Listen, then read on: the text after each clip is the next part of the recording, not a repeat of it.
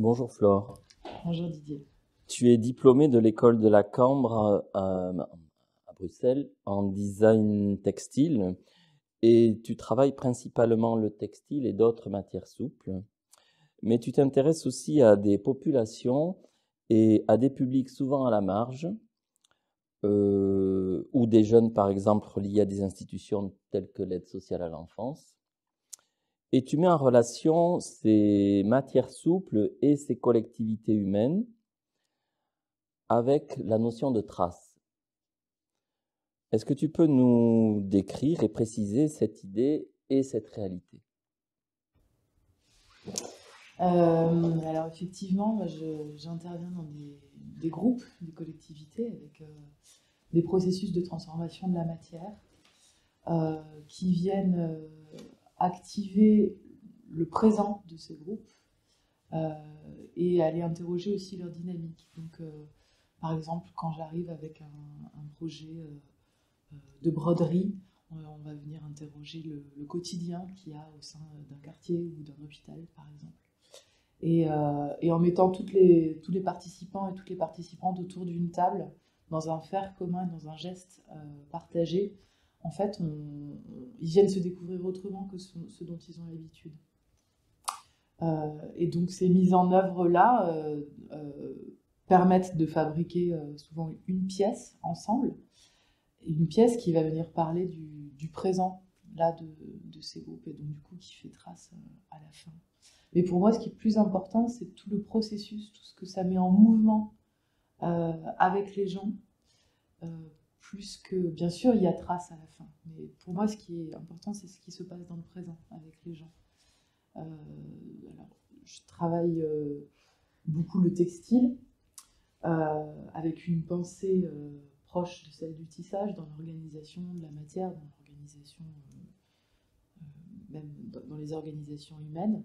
Et je considère les gens comme un tissu vivant, en fait, où chacun est relié, où les gens sont reliés par des liens, par des fils, et où il y a des interdépendances dans un même groupe entre les gens. Donc il s'agit à la fois de tissu humain et du tissu textile, du tissu de la matière.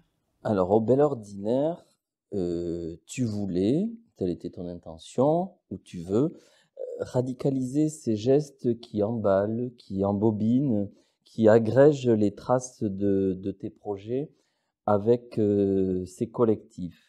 Et tu souhaitais aussi poursuivre ce que tu appelles les formes denses. Donc, j'aimerais que tu nous parles effectivement de ces formes denses et de l'actualité de ta résidence par rapport à ce que tu souhaitais faire. Ouais. Donc quand je travaille avec des groupes, on brasse beaucoup de matière. C'est des échelles qui sont très multiples parce qu'on est souvent assez nombreux. Ça peut être des groupes de 15 à 20, 30, 40, parfois 100 personnes. Donc on brasse beaucoup de matière. Et en fait, moi, je me suis fait une habitude, c'est que le soir, de venir cueillir, glaner, récolter, un peu comme on irait aux champignons, et, les restes de ces matériaux qui ont pu, par exemple, tomber à terre ou qui ont été laissés sur la table.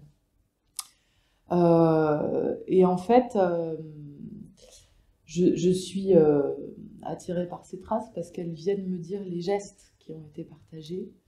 Elles viennent me dire toute l'attention, tout ce que ça a pu, comment les gens ont pu se transformer aussi entre eux. Et en fait, je les fédère ensemble, toutes ces traces. Alors, ça peut être je parlais de la broderie tout à l'heure, ça peut être des petits bouts de fil qui ont été coupés au fur et à mesure des points qu'on a brodés. Je les noue entre elles, je noue entre eux tous ces petits bouts de matière, et je les ramasse sur eux-mêmes afin de créer une forme la plus condensée possible, la plus réduite possible.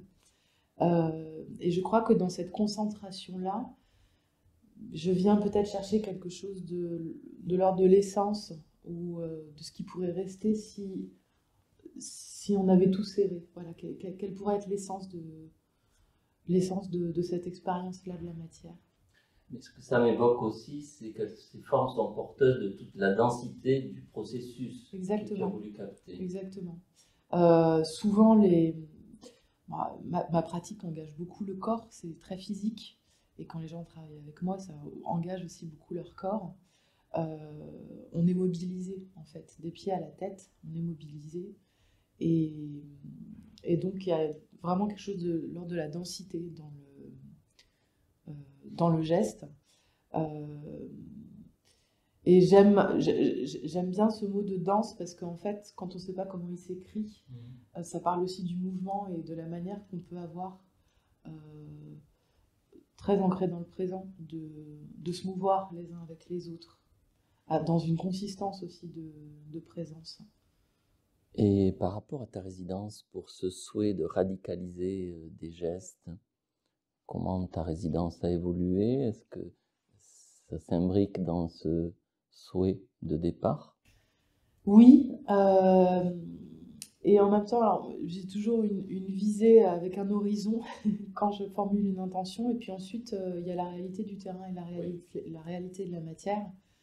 Je suis dans des gestes qui sont lents, dans des processus qui demandent beaucoup de temps. Et, et donc, en fait, voilà, ça, là, je crois que je suis entrée dans ce ralentissement, dans refaire encore une énième fois ce geste-là d'emballement, de circularité, de quelque chose qui se répète, qui tourne, qui est, à un moment donné, en fait, à force de tourner, je quitte presque ce que je suis en train de faire. Et ça m'emmène dans un autre espace, en fait. C'est un fil d'Ariane inversé? Pourquoi inverser? Parce que le fil d'Ariane permet de retrouver un chemin, alors que dans ce que tu décris, ça permet d'aller ailleurs aussi. Oui, en tout cas, euh, ça donne accès à d'autres. Comment dire ça? Je sais pas bien comment le dire. Parfois, je crois que je peux rentrer un peu en méditation quand je répète. C'est comme une prière. J'ai l'impression, quand je renoue des morceaux qui sont déchirés, quand je, quand je relis les choses, j'ai l'impression de prendre soin du monde d'une certaine manière, à mon échelle dans mon atelier. Donc je crois qu'il y a quelque chose de l'ordre du recueillement, oui. De la concentration et du recueillement sur une matière, une matière et un geste qui peuvent sembler tout à fait anodins. Tout le monde fait des nœuds pour faire ses lacets, par exemple, pour nouer un sac, nouer une ceinture, nouer une écharpe. Ce sont des gestes assez anonymes dans nos quotidiens. Tout d'un coup, là, de répéter ça, de pousser ça en exergue, euh, ouais, c'est une forme de recueillement. Merci beaucoup.